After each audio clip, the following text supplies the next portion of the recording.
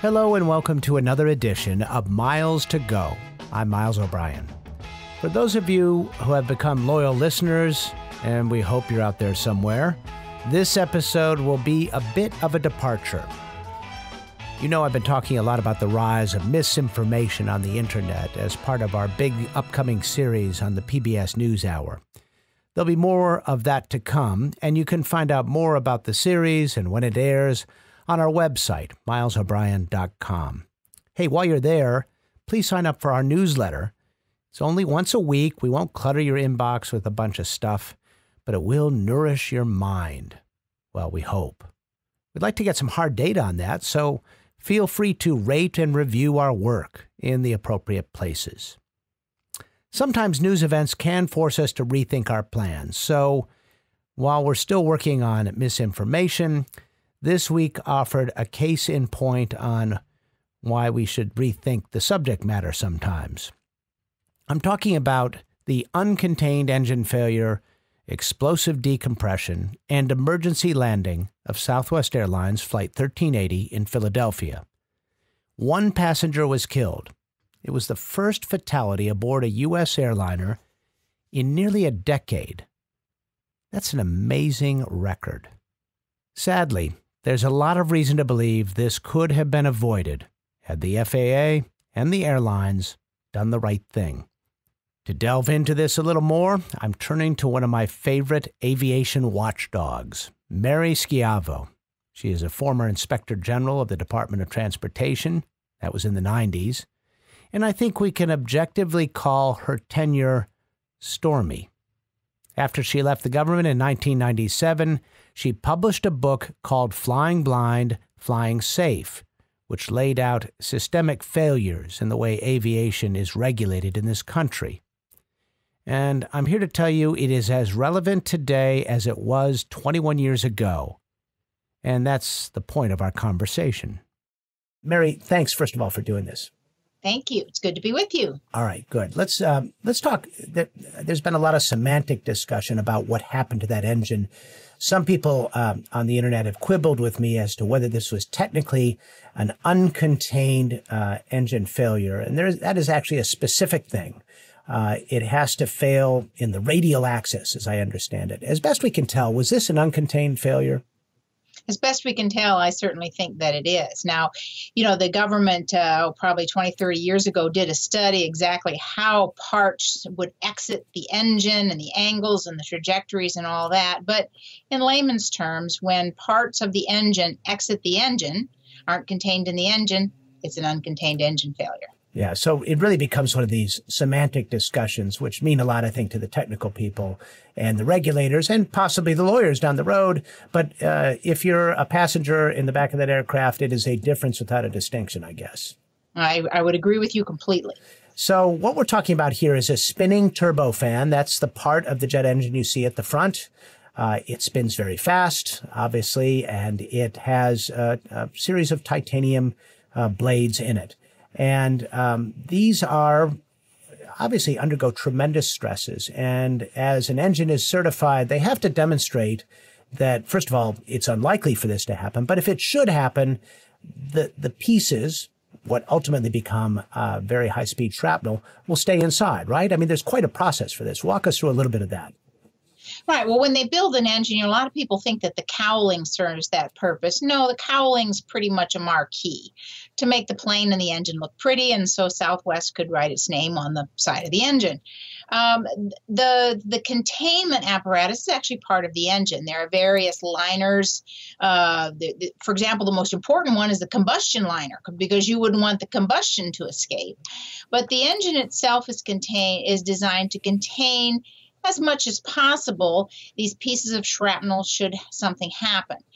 But what we've seen in recent near tragedies, and of course this tragedy, is other parts of the engine also come off, and it's a cascading effect. And in this one, as in other ones, the cowling itself came off, and then the front part of the engine came off. And so it's very difficult to contain it when you start having these, you know, multiple events of things escaping from the engine. So while it's designed not to have parts escaping, they do, and they have. And there's probably been Well, there's many of these a year, as you know, and in the last decade, there have probably been 15 or 20 pretty prominent ones where until this, no one has died. But they did happen several times a year. Yeah, I mean, it's you would call this, I guess, when you consider the millions of hours flown, the global fleet, it's still a relatively rare occurrence. It is, although I actually, my members of my family have had it happen to them, and I've had it happen to them. I think what most people think of is this is an event that usually happens on takeoff, climb, and climb to cruise. And that's true. I think about 77% of the incidents happen on takeoff.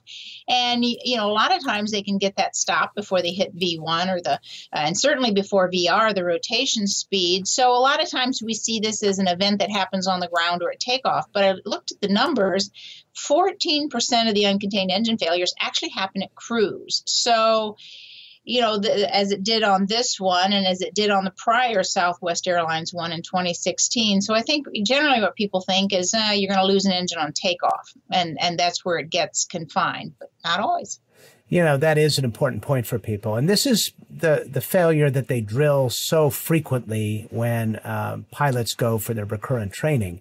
It's, the classic V1 engine fire, which is, just down the runway. You have to make the decision whether to lift off or not. And you've lost an engine. It's on fire. And that's a very dynamic event. And the reason they've trained for that one so much, I think, is that that's when the engine endures its greatest amount of stress. You don't have to be a rocket scientist to understand that. You're going from 0 to very fast, nearly full throttle, not quite, but at the maximum thrust. And that's when problems would be laid bare. And so that's why they train for this. But it is unusual at cruise. And yes. What do you think that tells you? Is there anything we can surmise from that? Yes, and that both Southwest accidents happened at cruise, and that we had the warning from the manufacturer, from the CFM, the manufacturer, that it was a fatigue situation, that literally maybe the manufacturer got it right when they put out their service bulletin back in June 2017, that it has to do with the number of cycles on the engine, and that it is a metal fatigue situation, which would mean over time, the fatigue in the cracky is going to increase, and it has more to do with the number of times that the engines have, started and run than the volume of thrust or the work that the engine is being put through on takeoff. So, sometimes maybe these bulletins, they get it right the first time out of the box. Now that will remain to be seen, but I think it has to do with the number of hours and the number of cycles on the engine, and that it was a fatigue point right from the start on these engines, which, given that service bulletin, I keep going back to that, but they were very specific on which blades to go inspect. They were specific that it was after 15,000 cycles. And they also were very specific in saying, please, airlines, they didn't use these words, these are layman's terms, but please, airlines, get these inspections done by September. So this was June, and they wanted all the airlines to inspect this by September. So clearly the manufacturer thought that there was a pretty serious thing. And of course, those inspections did not happen. All right. Help people out on what a service bulletin is and what it means versus something like an airworthiness directive. There's a distinction here, which is important for people. You're exactly right. Well, a service bulletin can be put out by the manufacturer of an engine, by the manufacturer of a part, by Boeing. And what it is basically a heads up. It's a warning. It says, you know what, we have found this issue, and you need to go out there and look at the equipment that you're flying, the engines, the planes, the landing gear, your collision avoidance equipment. You need to go out and look because we have identified a problem, and we want you to go inspect. The problem with the service bulletin is it is a request. It does not have the full force and effect of a U.S. regulation. An airworthiness directive does. An airworthiness directive is something that's put out by the Federal Aviation Administration. Now, manufacturers and airlines and the FAA itself, now they can ask that these things be put out, But the way we get them is they're first published in the Federal Register, the government publication that publishes all intended regulations, be it a regulation on, air quality, be it a regulation on, the conduct of the justice system, or in this case, what you need to do to keep the flying public safe. And so they published their proposed airworthiness directive, and it's called a notice of proposed rulemaking, and then airlines and the public, anyone can comment. And then at the end of the comment period, the FAA decides either to make it a regulation, an airworthiness directive is a regulation, or change it, or republish it, or do nothing. And in this case, they did not make it a actual airworthiness directive. It did not have the full force and effect of a government regulation, and so nothing happened. We have gotten a little ahead of ourselves, but I wanted to make sure we got the lexicon squared away here. Let's go back to August of 2016 and the previous incident, which has some haunting parallels to what we saw in Philadelphia yesterday. Tell us what happened in that event and what happened, or perhaps more relevant in this case, what didn't happen after that event. Well, when the event happened yesterday, I went, you just love the internet. And so I went and I remembered the picture of what that engine looked like from 2016. And I put it side by side with with yesterday's incident. And so what happened in 2016 was an uncontained engine failure during a flight. It was at cruise level. And the NTSB, of course, when it landed safely. Nobody got hurt. Nobody got killed. And the NTSB started its investigation. And a few weeks after that happened, in September, the NTSB, the National Transportation Safety Board, put out its preliminary report, which is just a couple pages, as you know. The public might not know that. But the first thing the NTSB puts out is this little preliminary summary. And right in that summary, the NTSB said, look, we have identified metal fatigue. We have identified fatigue in some of these turbine blades, and at least one of these turbine blades had exited the plane, and we think this is a metal fatigue problem on the turbine blades, which was, actually more information than you get out of some NTSB preliminary reports, but they put that out. And so that was back in September 2017 when that preliminary came out. Okay, that sounds like the kind of conclusion that would get a lot of people's attention. Here you have a workhorse engine. This is the CFM 56-7. This is built in a partnership between General Electric in the United States and Safran, the French jet engine maker. Total workhorse, and thousands of them out there. They power the 737s, great reliability, all these things. And truly, a lot of passengers are relying on those particular turbofans spinning and spinning intact. So when a finding like that comes out, even preliminarily, and we should say the NTSB report is still not finished, which is, I had a brief exchange with the NTSB chairman, Robert Sumwalt, about that, and he said, I've been trying to work on this problem. I think the NTSB has way too much on its plate. You might agree with me on that one. The fact that there's no final report on that is not good. But even that preliminary indication, you would think maybe the FAA would take notice and do something that would short-circuit that long rulemaking process. What happened then? Well, what happened next, and to me, I mean, this is, they had every opportunity, operators of this engine had every opportunity to do something, because clearly people did notice. And in particular, the engine manufacturer noticed, because they put out what to me is a pretty comprehensive service bulletin, which we talked about before. And this is a recommendation that operators of this plane do something. And they put that out in June 13, 2017. CFM put out a pretty extensive service bulletin. It identified numbers of particular fan turbine blades that they suspected might have the problem.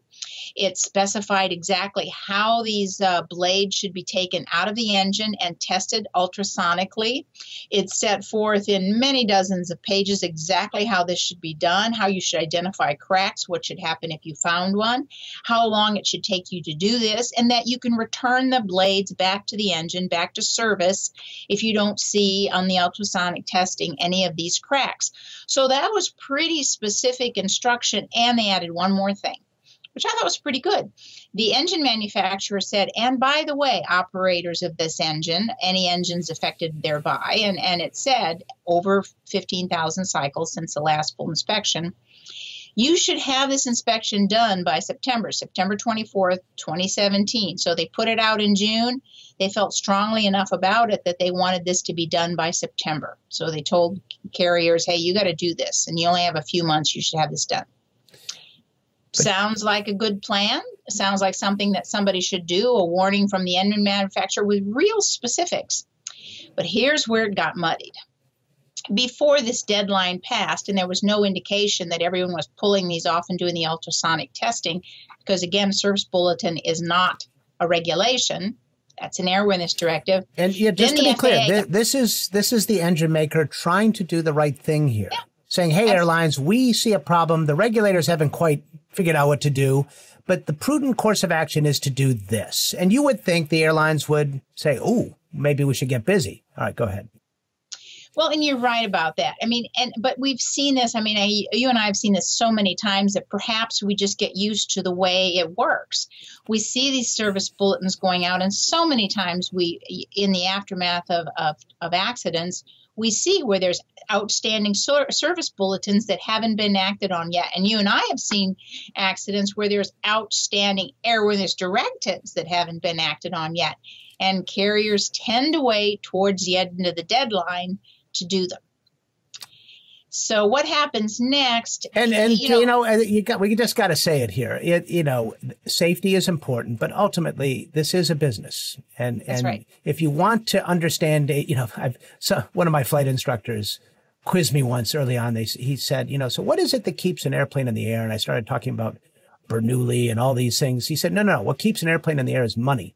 And money is the thing you need to follow if you want to try to understand how aviation really works, right?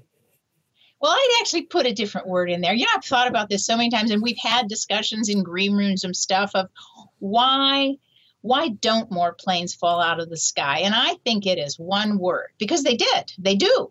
From time to time, they do. And I think what keeps an airplane in the air is redundancy. Engineers, and let's give the manufacturers credit, and let's give the government some credit. They have required so many redundancies and backups that flying does not rely on one thing. And when we see a tragedy happen, I say this many times, it's that several things have gone wrong to wipe out the redundancy. So I like the word redundancy because that's what I think helps to keep us safe. But, so money and redundancy. And if you have redundancy in your money, you're doing well, right? That's right. I'll agree with you on that. And let's face it, redundancy costs money. So you might be right. It might be money. Well, in any case, I think we're both saying the same thing from a different perspective. Let's get back to our narrative here. So the airlines actually kind of resisted this, didn't they? Yes, they didn't do these inspections after the engine manufacturer put out the service bulletin, and then the FAA got involved. The FAA put in the Federal Register, this government publication that you have to put proposed regs and laws in. In August 25, 2017, the federal government published this notice of proposed rulemaking. They were going to make it potentially an airworthiness directive, saying operators of this engine, you have to go out there and do these inspections. So that was August. And then, of course, the manufacturer said the inspections should already be done by September 24th. And then October 10 rolls around, October 10, 2017, which is the deadline to comment on the airworthiness directive proposal. And this is after the manufacturer said they should already have done these inspections. Southwest Airlines objects. They filed their objection, and they were not alone. American Airlines objected. Delta was pretty clever. Delta did technical commentary. I wouldn't call theirs an objection. They were pretty smart how they did it. But Southwest Airlines objected to the airworthiness directive, and they said, look, we're going to need 18 months to do these inspections. So add that on top of what, remember the deadline from the manufacturer already passed, and then they want an additional 18 months. Southwest said that looked like they had at least 109 engines that would be affected. American Airlines, by the way, had many more. They had 728 potential and 220 for sure, they thought. But Southwest Airlines said something to me which was kind of shocking. Now, you know this, but the public may not. When you have an airplane in commercial passenger service, some parts are critical parts, meaning you can't fly without these parts. And they have to be certified parts. They have to be the genuine thing, the real McCoy. They cannot be what the government, FAA has come to call suspected unapproved parts. They aren't interchangeable. You can't say, I don't like this part, so I'm going to go down to the hardware store and get something else. Southwest said in reply in this letter they filed with the government in October 17, that they could not track these turbine blades by the numbers that the manufacturer had given them way back in June to go inspect, that they intermixed them, that, you know, if they inspected something, they put it back into service, and they could no longer track the individual turbine blades, and that they had been widely dispersed through their fleet. And frankly, they said, while it might look like we have 109 engines affected, we might have 732 engines affected. So they could no longer track these turbine blades individually by the manufacturer number. Well, and that's kind of significant. That's a little surprising to me, because if you spend any time in a maintenance and repair facility for an airline, everything is tagged and the progeny of that part is very specific. Exactly. It's not willy-nilly. It's not like we're going to put this turbofan over here and put that over here and, oh gosh, I left that one over on my tool chest. It doesn't work that way. Exactly. And that's why I don't personally believe that statement, but I have no evidence. So I cannot begin to sit here and say that Southwest was not telling the truth to the government, because I have no evidence. It's just that my gut tells me, no, you have to track these parts. You have to know where they are, because, by the way, if you have to replace them, you have to use an approved part to do it with. And because there has been so much trouble over the years on turbine blades, including a criminal case back in the 90s where a company out of New York was repairing them. They were welding new edges on them because, as you know, the edge is like an airfoil and has to be knife sharp in some cases. And they have cooling chambers in the turbine blades. It's not just a hunk of titanium. It's a very, very, very specialized part. Wonderful, really, when you think about it, all the things that a blade does, but it also has chambers inside. And so when they say, nah, we can't track them and we don't know exactly where they all are, I doubt that. My gut tells me no, that can't be, but I don't have any evidence to call Southwest's submission to the government false. I do not. Let's just say it doesn't pass our smell test here. We'll leave it at that. That's right. All right. So we're still talking about an event that happened in August of 2016, and we've got the manufacturer getting on board in June. We've got September deadline for them. We've got an October deadline, but this is all way downstream of this event. And what you see is the NTSB still working on the reports, still outstanding. The FAA kind of slow walking an airworthiness directive, going through the process. I don't see any urgency here in something to me that is a type of event that should really capture people's attention. An engine like this, spitting out a blade in cruise, should have been, a higher DEFCON, if you will. Would you agree? I would agree, because in the 2016 incident, shrapnel did hit the plane. It just didn't hit the window. Yeah, and that's a key point. So the bullet, the shrapnel was dodged, whatever you want to say there. And, the term we use, you and I use this all the time, is the FAA has what is called a tombstone mentality, meaning until people die, they really don't pay attention. It's sad to say, but if you look at the evidence over the years, there's no other way to say it. It is true, isn't it? Well, it is true. They always say, well, nobody died. They actually say this all the time. Unless somebody dies, they say, well, safety wasn't compromised. Well, of course it was compromised. And what's stunning to me is that the manufacturer, CFM, the FAA, they got ahead of the NTSB. They actually acted before the NTSB ever issued its final report. That's kind of amazing, because usually what they do is they respond to NTSB recommendations. So here we have three groups sort of coming at this from, sort of different parts of the elephant, when someone needs to say, hey, just because you don't have your reports done, NTSB, just because you didn't get your airworthiness directive issued, FAA, that doesn't mean that the airline doesn't have the duty and the responsibility and the job to go out there and do these inspections. There is no reason, there's nothing in the law that makes an airline wait on the government. Nothing. And they frequently will tell you, when you ask them about safety, that we far exceed FAA regulations, right? And they tell you that with a straight face. But this is just absolute case in point of just the opposite. When you actually have the manufacturer, the entity from which they buy these engines, who they have a long-standing relationship with, saying, you really should check this out, and they ignoring it. So shame on the airlines, but also why are our regulators falling down on the job here? Is there something that is new and different here, or is this just a continuum, a long, sad story that goes back to your experience, really going back to the value jet crash days when you first wrote that book, which really called attention to a lot of these shortcomings? I think, people are saying, oh my, this is an aberration. They've fallen down here. No, this is how it usually works. This is how it goes. There are literally hundreds. Now, the NTSB didn't get their recommendations out in this case, but there are hundreds of NTSB regulations languishing at the FAA. The FAA on the Colgan crash, you'll remember, actually it was the second Colgan crash. People forget about the first one, but the Colgan crash in Buffalo. This is February 2009, the crash on approach to Buffalo. This was the last U.S. airline fatality incident that we were referring to back in 2009, and everybody died on board, and this was a classic case of a poorly trained crew that was exhausted. All right, go ahead. Well, those recommendations and those issues and those studies concerning pilot rest and crew rest requirements, those went back decades that they had been thinking about changing them.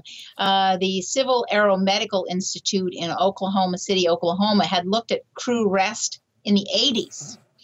And so to say that the FAA hadn't acted in a year and a half, nobody at the FAA gets excited over that. I mean, these things can go on for years and years, and it's truly stunning how long things can just languish at the FAA.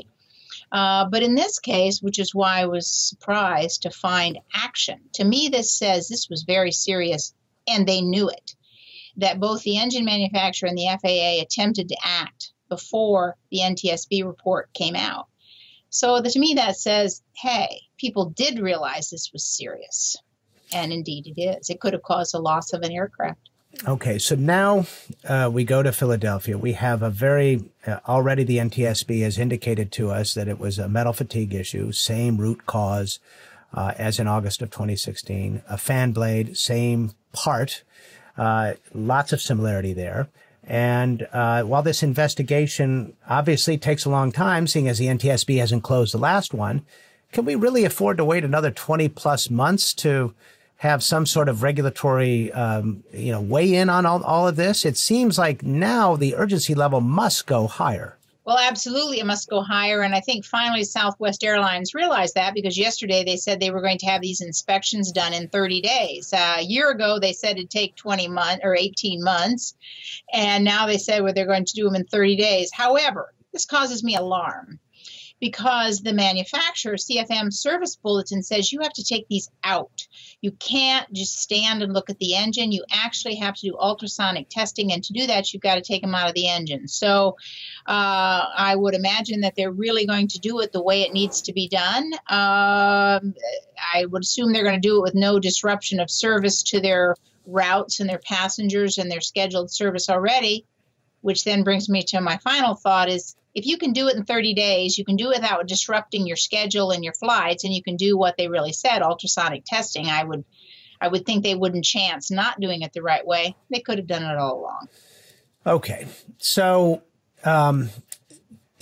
you could, I suppose, make an argument that this is of such urgency that this needs to be done right away. Yes. And the event I'm thinking about was back in 2008 when the FAA grounded all the American Airlines MD-80 fleet, when there was some concern about the wiring in the landing gear portion of the aircraft.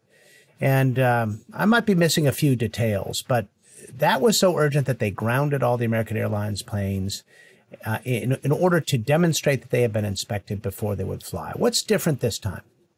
Well, I don't think anything's different, and if anything, this is just as serious, and this is just as shocking. That so many entities, I mean, certainly the FAA, the manufacturer, the airlines have known about this. And here, since we have a pretty limited universe, at least according to the manufacturer, they know what fan blades are in question. They know Southwest has already identified potentially 109 engines.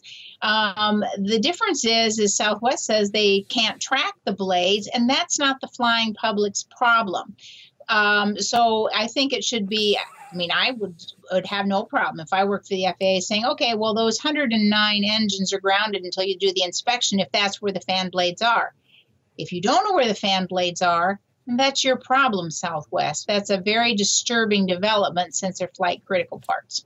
Should we, as citizens of this country, as members of the flying public, demand the FAA do more here?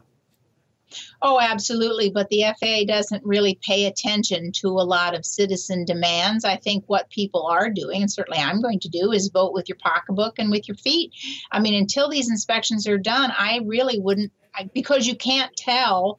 The public has no way to determine where these engines are, where these blades are. Only the airline can do that. And since you don't know if the plane that pulls up to your gate is one of these planes with the 15,000 cycles and the suspect blades or not, I think people will stay off until they have an all clear that all these inspections have been done. They're going to vote with their pocketbooks and vote with their feet.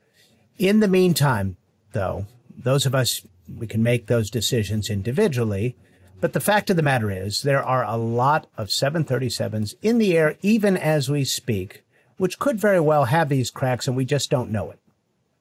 That's absolutely right. And on more airlines than Southwest. This is the workhorse of the fleet. And when the manufacturer put out this warning, this affected many airlines. Absolutely. And the same thing could happen again tomorrow. It is very disturbing. And that people that the FAA and the airlines are just continuing to fly. These are urgent inspections, and I'm alarmed. I'm concerned. So what has changed since 2008, when the FAA grounded those American Airlines MD-80s, to today? Well, nothing except the clout of the airlines is greater than ever. I think the FAA has, the FAA has some real problems. On September 11, 2001, a lot of us in the industry knew that they weren't policing security. And I think they were stunned by the fact that they were busted up, that the security job was taken away from them, a new agency was created. And since then, there's kind of been a slide. I mean, I think they had a chance then to refocus on safety. We are going to be the safety agency, but they still haven't. They still think they have to promote and help the airlines' bottom lines, even though the airlines are making record profits in history. Never in history have they been making this much profit. Granted, it's on bag fees and change fees, but I think they just are not the strong force for safety that they need to be, and they do not like to be the cop. Never has the FAA liked to get tough on enforcement, so I actually think that the '08 action was an aberration. I guess it's worth reminding people of a little bit of history, that the predecessor agency of the FAA, its original intent, its original charter was to promote and regulate the aviation industry. A fundamental conflict of interest from day one. And while that has officially been changed, and that is no longer the official motto, that philosophy is still there, isn't it? Oh, absolutely. And it hasn't really officially been changed. That was a sleight of hand. After the ValueJet tragedy, when this was all brought to the forefront of their dual mission, so they put out a statement for the public that says, well, our mission won't be to promote, the airlines anymore. We're going to change it to encourage. But there was actually a memo within the FAA that said, we don't intend to change anything about the way we do business. We're going to do this for public consumption. We're going to change promote to encourage. And by the way, rank and file FAAers, go on about your business just as always. So I really don't think that they intended any change whatsoever. But this is a really disturbing one because of how much information everyone had, including the FAA. So if you were running the FAA right now, and I believe the job is available, At the moment, it's open. If you were running the FAA, what would you do? Oh, I would do an emergency airworthiness directive, which is why I will never be running the FAA, because you have to get through Senate confirmation, and every airline in America has some very attentive senators and members of Congress that watch out for their bottom line. But I think this clearly calls for an emergency airworthiness directive, because it really was fortunate. I mean, you had a great flight crew. You had luck on your side that you didn't lose the plane. It was just a lucky break that the plane wasn't lost. So I think it's definitely for an emergency airworthiness directive. The fact that the airlines, some airlines, now, and I'm taking this only from the comments to the rulemaking back in 2017, the fact that they claim they can't track these fan blades, that's iffy. But that's not the flying public safety problem. It's their problem. So I think the emergency airworthiness directive is in order. I totally agree. And FAA, NTSB, airlines, do the right thing here. Do the right thing. You can afford it, right? And they can right now. Yep. And, let's not forget there's a family in Albuquerque, New Mexico, grieving the loss of one woman who it didn't have to happen. Absolutely. It didn't have to happen. And condolences to her family. It's just heartbreaking. Absolutely. Mary Schiavo, always a pleasure. And a couple of things I wanted to mention. First of all, if you're interested in all this, it's worth reading your book. Do you want to share a few details about it? It's been a while since I've read it, but it's still out there, right? Well, it's still out there on, I think, secondhand books. It's not being published. It hasn't been published for a long time. But it's called Flying Blind, Flying Safe. And there's a funny story. If you got one more minute, there's a funny story how that book came to be. I mean, we had so many battles in the years that I was Inspector General, and it was always fighting. The FAA just would not step up to the plate and need what it needed to do, what needed to be done. The Coast Guard always did. Highways tried. Pipelines tried. These were all things that I had under my oversight review at the DOT. And so when I got tough, we were getting tough with the FAA my whole tenure, but we warned them about ValueJet before the crash. And I actually sent a team down to look at ValueJet. We were investigating them. But when it went down, and I said, look, we knew this. I mean, I just went public with what had happened, that they were under investigation. The wrath of the entire Senate came down on my head. I mean, Senator Stevens called on President Clinton to fire me. They scrubbed my expense records. They scrubbed my maternity leave. They scrubbed everything they could, trying to get some dirt. And I always followed the government rules because I'd been a federal employee for 15 years, and the rules make sense if you follow them. And finally, Senator Stevens called upon my office to produce for him every single report, letter, everything I had done during my tenure. Well, guess what? There's also another federal regulation. I know federal regulations, and I love federal regulations, and I taught federal administrative law, so I know it. God bless you, by the way. God bless you for doing that. The employee is entitled to a copy. So I requested a copy, walked out of the Department of Transportation free and clear, with every single document I needed to write the book, and then wrote the book, and that was it. That's how the book came out. And the book is about the trials and tribulations with trying to make the FAA regulate. Well, unfortunately, the themes are still very relevant today, which is to say, unfortunately, things haven't changed very much. And there's one other thing I'm going to shamelessly plug a piece I did for Frontline in 2009 in the wake of the Colgan air crash in Buffalo. It's called Flying Cheap. And we looked into a lot of the issues we've been just talking about over the past half hour, and it's available at the PBS Frontline website. So check it out if you're interested in this subject. Mary, thanks as always. A great pleasure to talk with you. Thank you for listening to Miles to Go, a special edition this week. We're still kind of new to this podcasting thing, so do me a favor, rate us. Give us we can handle the truth. It's okay. 0 stars is okay. Just tell me why. I want to know. Or 5 stars, and we'll be quite happy about that. And tell us what you like and don't like. And if you want to find out what I'm up to in general, just go to milesobrien.com and sign up for the newsletter. Once a week. I promise I won't spam you. We're not really making any money off this. We're just doing this because it keeps us out of trouble. And we'd love for you to share your thoughts with us and stay abreast of what we're doing. Thanks again for joining us on Miles to Go. We'll see you next time.